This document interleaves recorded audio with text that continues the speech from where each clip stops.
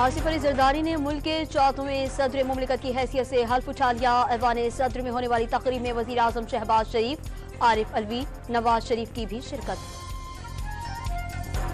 मुबैना इंतखाबी धांधली के खिलाफ एहतजाज करने वाले PTI के 50 से ज़ायद कारकुन गिरफ्तार।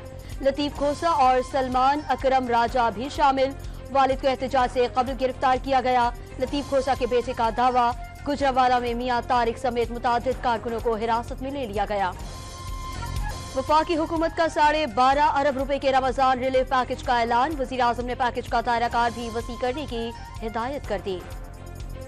वफाकी हुकूमत ने कीमतों में इस्तेहकाम के लिए केले और प्याज की बरामदात पर पाबंदी लगा दी। डायरेक्टरेट को 15 अप्रैल तक बरामद की इजाजत देने से रोक दिया गया।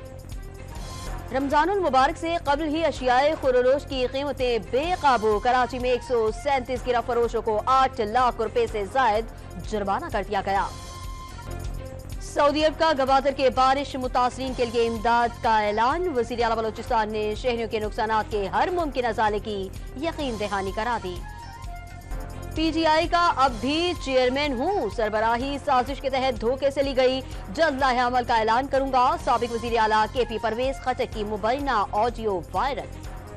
पेशावर के बोर्ड बाजार में तकरीब कारी के लिए मोटरसाइकिल पर बारूदी मवाद ले जाते हुए धमाका हो गया। 2 दहशतगर्द हलाक, 1 जख्मी दहशतगर्द गिरफ्तार।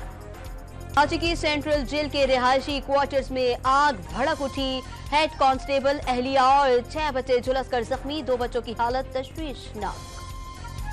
नवाब शाह की तहसील काजी अहमद में तेज रफ्तार ट्रक ने बारातियों की वैन को टक्कर दे मारी।